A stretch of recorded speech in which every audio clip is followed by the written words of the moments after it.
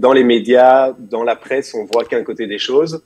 Et donc, mon but, c'est vraiment de donner les arguments qui sont à l'opposé pour interpeller les gens et qui se disent, ah oui, en fait, il y a une autre facette à cette histoire. Et il est possible de défendre Israël, bien sûr, sur le front, mais aussi depuis l'étranger, depuis même la Belgique. C'est ce que nous allons voir aujourd'hui avec Boris Daune qui est avec nous. Boris, bonjour. Bonjour Olivier. Alors Boris, on va voir de quelle manière vous défendez Israël, mais on sait qu'il y a plusieurs fronts. Il y a bien entendu le front militaire, et puis il y a aussi ce qu'on appelle le front des réseaux sociaux, et qui est un front aussi très très sérieux. Et on va voir de quelle manière vous, depuis Bruxelles, depuis la Belgique, vous défendez Israël. Alors on va commencer, on va voir ça dans quelques instants, mais on va commencer d'abord par vous. Vous allez nous dire quelques mots sur vous, qui vous êtes, d'où vous venez, on va l'entendre tout de suite, puisque vous avez un petit accent. Je pense qu'avec mon accent, on va tout de suite comprendre, en effet. D'abord, merci pour l'invitation, Olivier. Comme tu l'as dit, je m'appelle Boris Daune. Je suis né en Belgique, j'ai grandi en Belgique. Et après mes études universitaires, j'ai fait mon alia en Israël, donc c'était en 2015. Et on est resté là-bas 6 ans et je suis revenu en Belgique il y a de ça 2 ans, en 2021.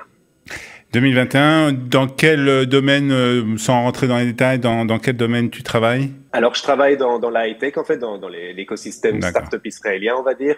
J'aide des start-up israéliennes en cybersécurité à s'implanter en Afrique, qui en général est un continent où ils sont pas trop présents. Et donc, moi, je les aide à s'implanter là-bas et à vendre leurs produits pour eux sur place. Alors, depuis le début de la guerre, pratiquement depuis le 7 octobre, enfin quelques jours après le 7 octobre, tu t'es trouvé, on va dire, une nouvelle activité sur les réseaux sociaux. Et en fait, cette activité, c'est de défendre. Alors, tu vas me dire d'ailleurs, est-ce que c'est de défendre ou d'expliquer la position d'Israël? Parce que c'est un peu ce que tu fais en fait depuis le 7 octobre. Exact. Je suis un peu tombé dedans par hasard, on va dire, dans le sens où je suis ni politicien, ni journaliste ou quoi que ce soit. Et d'ailleurs, j'étais même pas très actif sur les réseaux sociaux. Et donc, j'avais juste un compte Instagram avec ma famille, mes amis, un compte privé. Et évidemment, après le début de la guerre, j'ai partagé, je pense, comme tout le monde, des stories ou des publications sur ce qui se passait, dans le but de peut-être éduquer un peu quelques-uns, on va dire la poignée d'amis non juifs qui me suivent sur les réseaux. Et quelques semaines après ça, j'ai une de mes amies qui est venue me parler en message privé et qui m'a dit, voilà, je vois tes stories, je vois ce que tu dis, mais je vois aussi d'autres gens qui partagent des stories qui sont à l'opposé de ce que toi tu dis. Et j'ai pas mal de questions, je comprends pas, j'aimerais comprendre plus. Est-ce que je peux te poser des questions? Et donc je lui ai dit, écoute, avec plaisir, si tu as envie d'en apprendre plus et de t'éduquer, je veux bien essayer de répondre. Et donc, c'est comme ça qu'en lui répondant, par souci de facilité, j'ai fait une vidéo plutôt que d'envoyer des messages vocaux ou d'écrire, parce que j'avais pas envie d'écrire, mais j'avais quand même envie de lui donner une bonne réponse. Et donc, j'ai répondu à plusieurs de ses questions comme ça, en lui faisant des petites vidéos que j'ai postées sur ma page en me disant, peut-être qu'il y en a d'autres qui vont voir ces vidéos dans mes quelques amis qui me suivent. Et puis finalement, un peu par hasard, il se trouve qu'une de ces vidéos a été reprise et a fait le tour des réseaux sociaux. Elle a fait quelques centaines de milliers de vues. Et donc, je me suis dit, voilà, si manifestement, c'est la preuve. Ouais. C'était quoi le premier sujet? Le tout premier sujet, la question qu'elle m'avait posée, elle m'a demandé pourquoi est-ce qu'Israël refuse un cessez-le-feu. Ça, c'était une des questions. Et puis, elle voulait comprendre la différence entre le sionisme et l'antisionisme, en fait, par opposition. Donc, des questions comme ça. Elle m'avait aussi demandé est-ce que c'est vrai que le Hamas a été élu au pouvoir. Personne n'en parle. Donc, j'ai fait 2-3 vidéos comme ça. Et puis, il y en a une de celles-là qui a fait un peu le tour et donc, et qui a buzzé, comme on dit. Et donc, j'ai décidé d'ouvrir mes réseaux sociaux au public et de faire plus de vidéos. En fait. C'est comme ça que ça a commencé. Alors, on va d'ailleurs voir la toute première vidéo qui a en tout cas bien marché. On regarde ça tout de suite ensemble. J'ai vraiment du mal à comprendre pourquoi l'ONU, l'Union européenne pousse Israël à un cessez-le-feu, mais pousse pas le Hamas à un cessez-le-feu. Le Hamas continue d'envoyer des centaines de roquettes tous les jours, et ça c'est ok. De la même façon, pourquoi on pousse Israël à amener de l'aide humanitaire, alors qu'on n'oblige pas le Hamas à libérer les otages, on les oblige même pas à accepter une visite de la Croix-Rouge. Je pense quand même qu'il faut se rendre compte que le 6 octobre, il y avait un cessez-le-feu. C'est pas une guerre qu'Israël a demandé, cette guerre lui a été imposée, et je trouve ça assez incroyable que la pression de la communauté internationale se focalise uniquement sur Israël et pas sur le Hamas. Voilà, donc un extrait de cette vidéo, Boris, donc qui a été en fait un peu le départ de cette aventure. Quels sont les sujets que tu traites généralement? Alors c'est bien entendu Israël, la guerre, mais sous quel angle? Ben ouais, c'est une bonne question. J'essaye d'être Alors, déjà, soit je prends des requêtes des gens. Parfois, il y a des gens qui ont des sujets précis, ils m'envoient des requêtes et alors je les couvre. J'essaye de couvrir tous les sujets, même les plus compliqués, on va dire. Ceux où il faut être plus nuancé. Mais majoritairement, en fait, j'essaye de reprendre les arguments du camp d'en face, ceux qu'on nous lance à la figure tout le temps. Génocide, apartheid, colonisation, Israël terroriste, etc. Et je vais dire, à défaut de peut-être convaincre, j'essaye plutôt de donner des arguments qui vont interpeller les gens. Puisque bon, ici en Belgique en tout cas, et je suppose que c'est peut-être un peu le même cas en France ou dans d'autres pays d'Europe, dans les médias, dans la presse, on voit qu'un côté des choses.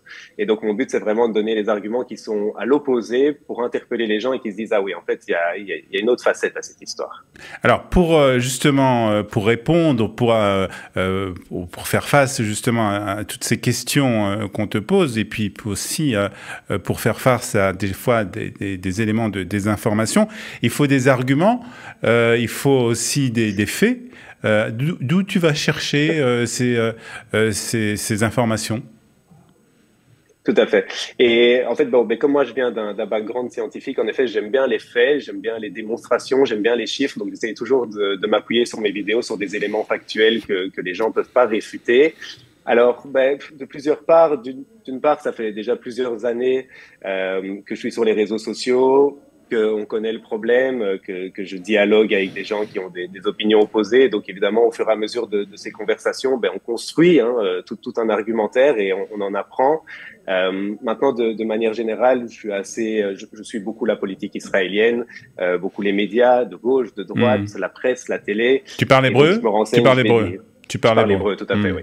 Donc, je parle hébreu, donc voilà. Tu as les informations, on va dire à la source et les bonnes informations. Et donc, ça te permet comme ça après de les transcrire et de faire ces vidéos. Alors, bien sûr, lorsqu'on fait ce genre de choses, on est exposé, bien entendu, à toutes sortes de réactions. Alors, je suppose qu'il y a beaucoup de réactions qui t'encouragent et qui te remercient pour ce travail, mais je suppose aussi, puisque nous aussi on le voit sur les vidéos que nous postons sur Studio Kalita, il y a aussi beaucoup de réactions anti-israéliennes contre l'armée israélienne, bien entendu, pro-palestinienne. Est-ce que tu en as eu aussi? Tout à fait, et je dirais que le mot utilisé, c'est plus anti-Israël que pro-palestinien. Je pense que ça, on est tous bien conscients. Je crois que l'attitude en Europe est surtout anti-israélienne. Mais donc évidemment, j'en reçois pas mal. Alors je dirais il y a une partie des réactions de pro-palestiniens, on va dire c'est plutôt des gens modérés, c'est-à-dire c'est des gens quand même qui ont vu la vidéo, qui sont quand même interpellés, je pense, avec peut-être des arguments qui vont en contradiction avec ce qu'ils pensent et donc qui essayent de défendre leur point de vue, mais des gens qui sont ouverts, c'est-à-dire je peux quand même leur expliquer des choses, ils peuvent accepter certains arguments, etc. Et puis de l'autre côté, on a, comme on les appelle sur les réseaux sociaux, les trolls, qui eux, évidemment, sont juste là pour cracher leur haine. Ça, je perds pas mon temps avec eux parce que je pense que malheureusement ceux-là, on les convaincra pas.